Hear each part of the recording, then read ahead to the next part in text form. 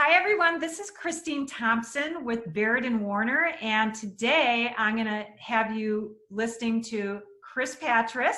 She is with Key Mortgage Services. She is a lender that I trust to all of my clients. She gets the job done, but we're not here to sell Kris. We're here to help give you information to understand the lending process and things that you should be thinking about. So Kris, I'm just going to start with one question and maybe you'll kind of go on about it, but what's the first thing that a buyer should be thinking about when they decide, I want to buy a home? And, you know, when I talk to a client and when I find out that they have not talked to a lender and I refer you to them, what are the first things that you talk about with someone that's looking into taking a loan to buy a home? Good question. And I think it's never too soon to talk to a lender. It's no cost, no obligation. But the first thing I want to ask a client is, what is your budget? What are your goals? Short-term and long-term. So we'll discuss that.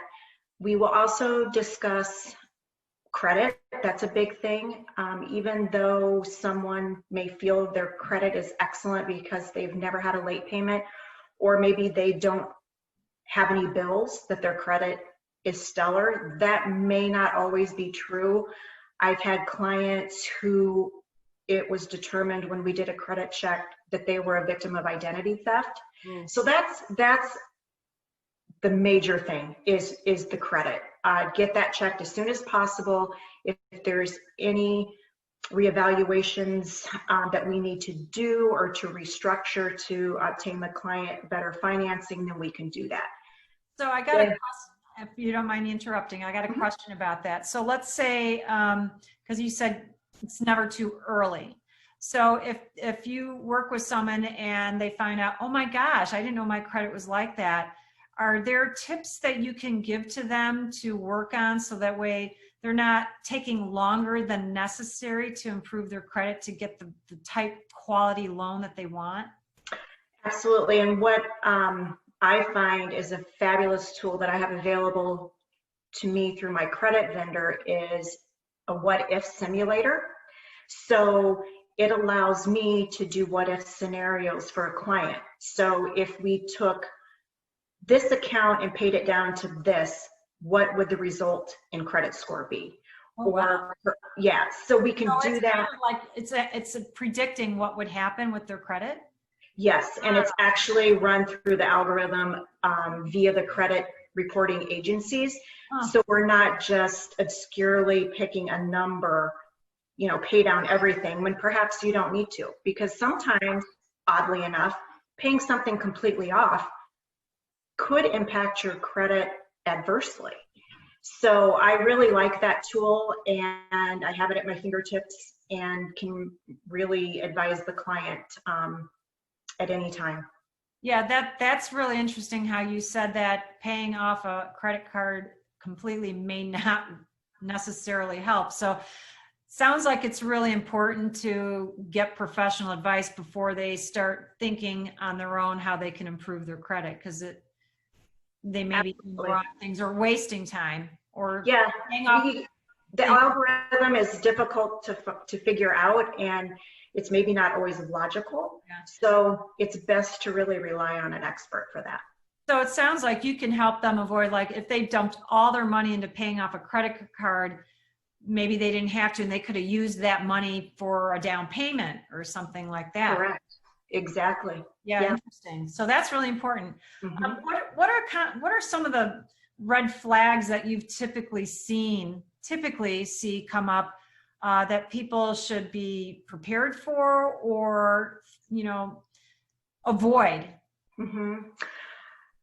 A red flag that typically pops up are medical collections that a client had no idea was lingering on their credit report. It may have been from 6 years ago and they never received documentation saying they owe that amount. And that could be dragging their credit score down, even though it might be an $80 collection.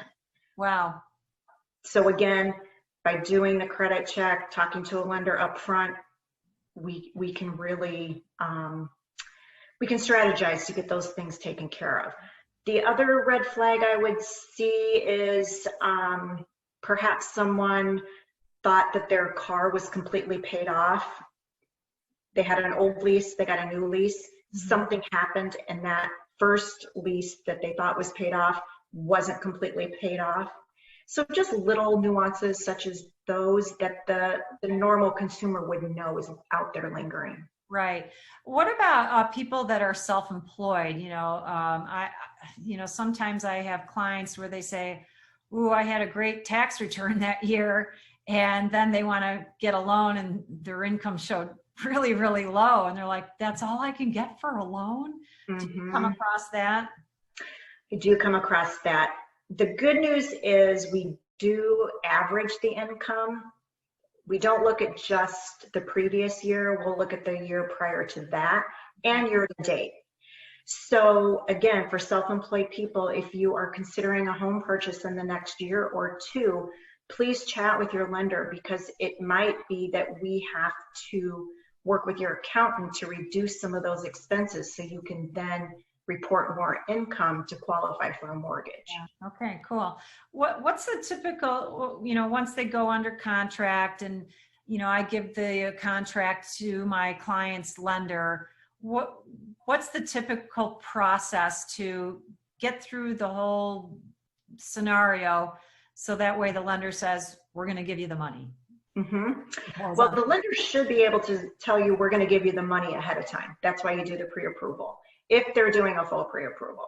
Yeah. So then basically what's happening once they go under contract, all of that documentation is then being verified by my staff and my underwriter, who then approves the loan.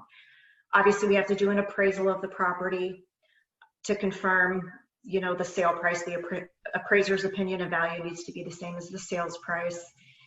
My team will do verifications of employment. We have some fraud functions that we have to do to verify the authenticity of income and social security numbers. All that's done behind the scenes while the appraisal is being done. Okay. Ideally, once the appraisal's in, the loan is in the underwriting queue, and that's when you get the final A-OK, my loan is good. Cool. Let's go back to pre-approvals, because I always require that all my buyers have a pre-approval and not a PreQual. So can you talk about the differences between the two and why it's more important to have the pre-approval? Absolutely. The pre-approval is actually verifying the income and the assets, in addition to looking at the credit. A pre-qualification is basically you apply online or you have a phone conversation with someone and they check your credit.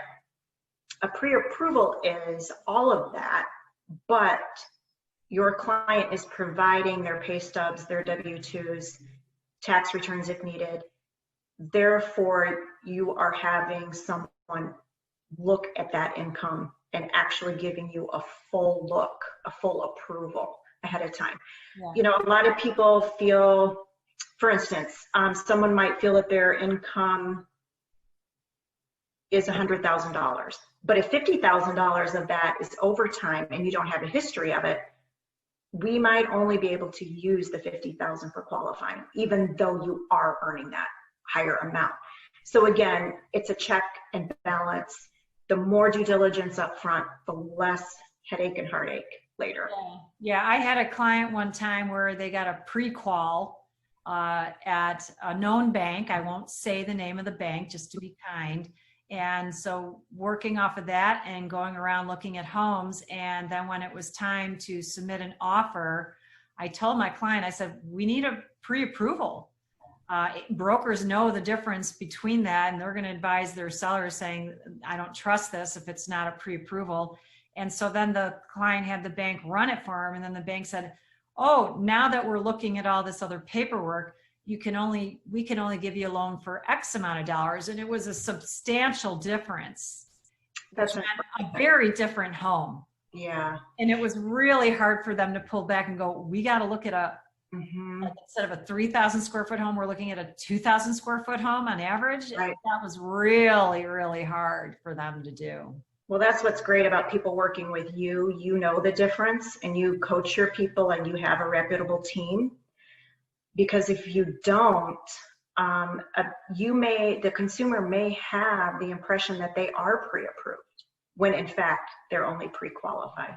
Well, I found it interesting how you said they, if half of their income is on overtime or something like that, or a bonus, and it can't be considered, they may have in their mind, I can afford this price range, and then they get the news later like, wow, I can't. And it's just so hard to shop for a smaller home than what you had set in your head. Correct. Yeah, for sure. Correct. Yeah, I appreciate that.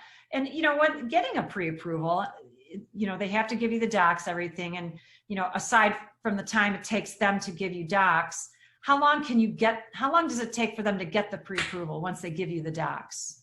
Well, if we can set a time up front when I know I'm going to have the documents, I will make time in my schedule to work on it immediately. So I will review the documents, pull the credit, and then we take it one step farther and we do desktop underwriting. That way, then the agencies are guaranteeing this loan is saleable. And that can be done in less than an hour. Oh, wow. So if they get everything to you in the morning and you have some time set aside in the day, by the end of the day, you can have a pre-approval for them. Yes. That's awesome. Especially right now, or in any situation, if a buyer is pursuing a home and it's a hot home and it just hit the market, submitting an offer, you got to have that pre-approval with it. So Absolutely. It's nice to know that you can respond quickly. And I know you have, because we work together. So I know you've been Johnny on the spot at odd hours to help my buyers get that letter so they can submit an offer and win a home. So yeah. I have to work when you work, which is all the time. Yeah, sorry. I know. I get your emails at 2 in the morning and 4 in the morning. Yeah, well, we don't want to say that. But when our clients are not working, that's when we have to be available for them. That's only we understand that. Mm-hmm. Totally. Well, Kris, I really appreciate your time setting aside away from your clients to talk and help people understand a little bit, getting at least an introduction to an understanding of the lending world and what they need to be thinking about. And your name, your contact information is right here on the screen. So if they want to give you a call, I imagine it's okay if they give you a call and pick your brain? Yes, please. Awesome. I appreciate that. And the sooner the better. I appreciate that. Well, thank you for your time, Kris, and everyone watching this show. Thank you for watching. I hope this helped you get more good information so you can make wise decisions as you contemplate purchasing a home, whether it's now or in the future, and maybe you need, help you determine when is a good time to be buying. And you can always call or text me or even DM me anytime on any of my social media pages. And please share this with anyone that wants to get a little bit more understanding about the lending process. They can just watch this video, and as they know, they can call us too. So be sure to like us, heart us, and share it with everyone. And you guys all have a fantastic day. And thank you again for watching. Take care. Thanks, Christine.